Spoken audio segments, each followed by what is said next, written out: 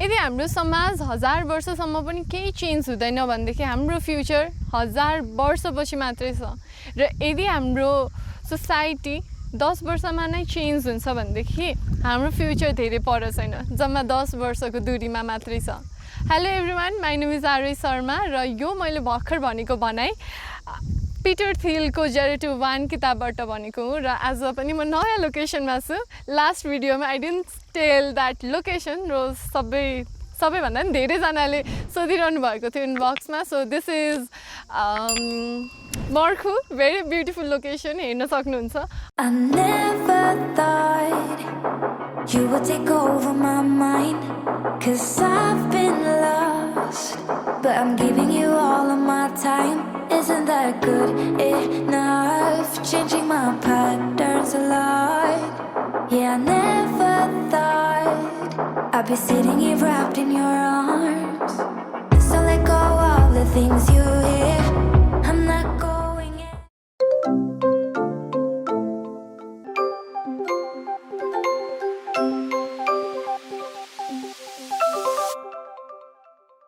This 0-1 book मैले भर्खरै पढेको एकदमै राम्रो किताब छ। पिटर थिल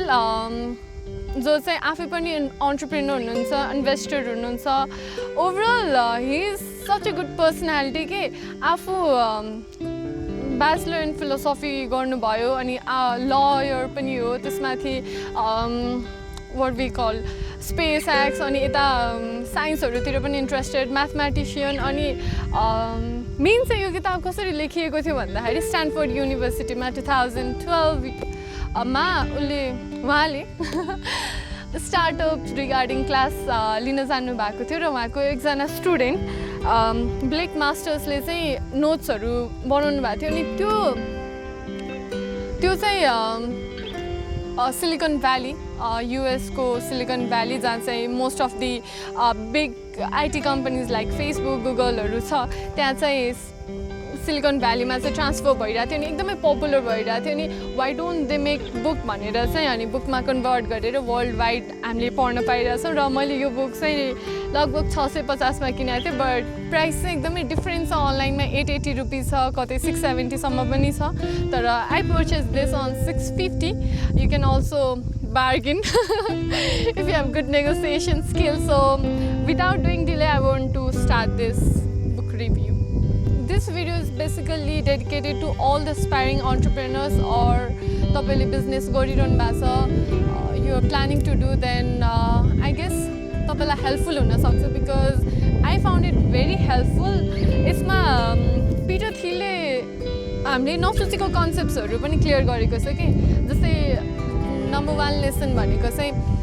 फ्युचरको कुरा गरिरहेछ र प्रोग्रेसकै कुरा गरिरहेछ। If you copy someone else, अरूको आइडिया कपी गर्नुभयो भनेदेखि हरिजेन्टल ग्रोथ हुन्छ। त्यो भनेको चाहिँ एकदम धेरै रिस्क हुन्छ होइन। जस्तै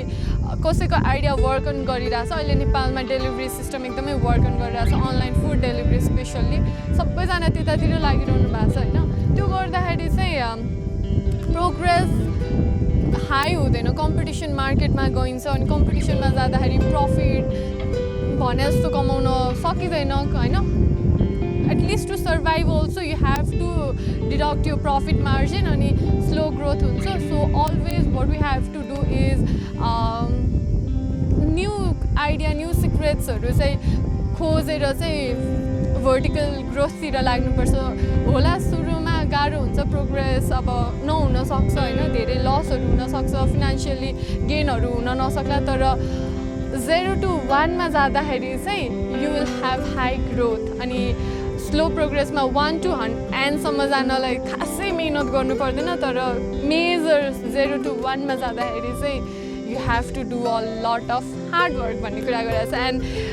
more importantly there will be no next Bill Gates or neither there will be next Mark Zuckerberg. So let's not copy others. Next भनेको competition is not healthy. Competition is a war. अनि जुन इकोनोमिस्टहरूले भनेको छ नि perfect competition is good भनेको चाहिँ it's a myth, because perfect competition भन्ने कुरा एक्जिस्टै गर्दैन कि। You have to be different, you have to do something new so that you can make a lot of money. कम्पिटिसनमा लाग्नुभयो भनेदेखि मनी क्रिएट गर्न सकिँदैन र सर्भाइभलमै धेरै समय जान्छ नि त सो अभोइड कम्पिटिसन अनि how to avoid competition is number 3 create monopoly you have to think new ideas अनि यस्तो मार्केट क्रिएट गर्नु पऱ्यो कि सो द्याट अरूहरू आउन चाहिँ गाह्रै होस् के जस्तै Google we don't say like let's do Bing we mostly say like सर्चको त सिनोनिमै भइसक्यो नि त लेट्स डु गुगल सो गुगलको ऱ्याङ्क अल्गोरिदमदेखि लिएर एभ्रिथिङ उसको आइडिया उसको त्यो मार्केटै मोनोपोली भइसक्यो नि त सो युएसमा युएस एयरलाइन्सहरूले पनि त्यति नै अर्निङ गर्छ होइन गुगलले पनि सायद त्यति नै अर्निङ गर्छ तर गुगलको profit margin is like 20% or 30% भनेदेखि एयरलाइन्स युएस एयरलाइन्सहरूको प्रफिट मार्जिन भनेको 0 समथिङको रेन्जमा छ कि द्याट मिन्स कति धेरै ग्याप छ कि so monopoly is the best to make money monopoly create गर्नुपर्छ भन्ने त हामीले बुझ्यौँ तर how to build monopoly create गर्नलाई चाहिँ we have to must have something new technology or new services new idea भयो भनेदेखि you will have monopoly next भनेको नेटवर्किङ जस्तै फेसबुकको नेटवर्क भनेको कति धेरै उसको युजर्सहरू छ नि त अर्को फेरि न्यू बिजनेस आयो भनेदेखि सायद त्यति धेरै नेटवर्क क्रिएट गर्न सक्दैन अनि त्यही नेटवर्कले पनि मोस्टली सर्भिस बिजनेस सफ्टवेयर बिजनेसहरूमा चाहिँ वा यस्तो बिजनेसहरूमा चाहिँ त्यसले नै अझ धेरै अर्निङ हुन्छ कि long term fixed asset same हुन्छ अनि पैसा चाहिँ आउँदै जान्छ तर सर्भिस बिजनेस जस्तै ब्युटी पार्लरहरू खोल्यो भनेदेखि त फिक्स्ड कस्ट पनि एड अन हुँदै जान्छ नि त सो यस्तो सफ्टवेयर बिजनेसहरूमा चाहिँ you can have like economies of scale भएर जति धेरै युजर्स पर्छन् त्यति धेरै इन्कम हुन्छ अर्को चाहिँ ब्रान्डिङ इज अ मस्ट ब्रान्डिङको इक्जाम्पल गर्दाखेरि चाहिँ Apple will be the suitable example because यस्तो मिनिमल छ फ्रम सिम्पल एप्पलको लोगो के टोकेको एप्पलको लोगो अनि वी अल लभ एप्पल है जस्तै सोरुमदेखि लिएर सबै कुराहरू त्यो यस्तो मजाले स्टिभ जब्सले त्यो बेला ब्रान्डिङ गराएको थियो द्याट्स द बेस्ट एक्जाम्पल अनि ब्रान्डिङले पनि बिजनेसलाई धेरै ट्रस्टहरू क्रिएट गर्छ so branding is very important अनि यसरी चाहिँ मोनोपोली गर्न सकिन्छ बेसिकली त न्यू आइडिया नै हुनु पऱ्यो अर्को भनेको this nothing to worry about being last हामी सबैलाई फर्स्टै हुनुपर्छ अब मोनोपोली गर्ने न्यू आइडिया न्यू टेक्नोलोजी भनिन्छ होइन तर फर्स्टै हुनुपर्छ सबै कुरा नयाँ आफैले नै गर्नुपर्छ भन्ने पनि छैन अझ हाम्रो जस्तो कन्ट्री नेपालमा त प्रायः सबै आइडियाजहरू ओल्ड नै भइसक्यो कि होला नेपालमा युज भएको छैन तर अलरेडी बाहिर सबै implement tested and error and tested भइसकेको छ सो नेपालमा नयाँ चाहिँ हुँदैन तर लास्ट मुभर एडभान्टेजमा पनि धेरै फाइदाहरू हुन्छ कि बिकज अरूको के प्रब्लम्सहरू बिग्रियो के भयो मिस्टेक्स त्यहाँबाट हामीले सिक्न सक्छौँ अनि लास्ट भनेको चाहिँ सस्टेनेबल पनि हुनसक्छ so don't worry for being last take last mover advantage र लकको कुरा पनि गरेको छ होइन धेरै celebrity entrepreneurs like Bill Gates Warren बफेटहरूले luck plays major role in business and success भनेर भन्नुभएको छ तर Peter Thiel writer of this book does not agree with that statement luck भन्दा पनि मोर इन्टु हार्डवर्क अनि मोर इन्टु राइट प्लान्स अनि right team चाहिँ बिजनेसको कोर फ्याक्टर अफ सक्सेस हो भन्ने कुराहरू गरेको छ यो बुकमा पनि पारेटो प्रिन्सिपलको कुरा गरेको छ जुन चाहिँ मैले टाइम म्यानेजमेन्ट मेरो भिडियोमा भनेको थिएँ द्याट इज 80-20 रुल यदि तपाईँले त्यो भिडियो हेर्नुभएको छैन भने हेर्नु होला म यता कतै राख्छु होइन र 80-20 रुल भनेको चाहिँ 20% तपाईँको क्लाइन्ट्स कस्टमर्सबाटै 80% अफ योर बिजनेस निकाल्न सकिन्छ भन्ने कुरा गरेको छ र सिमिलरली डिस्ट्रिब्युसन च्यानलमा पनि यदि तपाईँको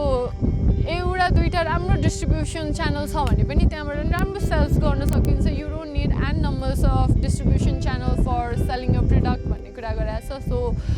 focus on building loyal customer so that you will not have to spend a lot of money in creating distribution च्यानलतिर वा सेल्स पिपलहरूतिर वा अर्को नयाँ कस्टमर बिल्ड गर्नुतिर चाहिँ खर्च गर्नु पर्दैन भन्ने कुराहरू पनि गरेको छ र बिजनेस सिक्रेटको कुरा गरेको छ do you love to keep secrets or not comment गर्नु होला होइन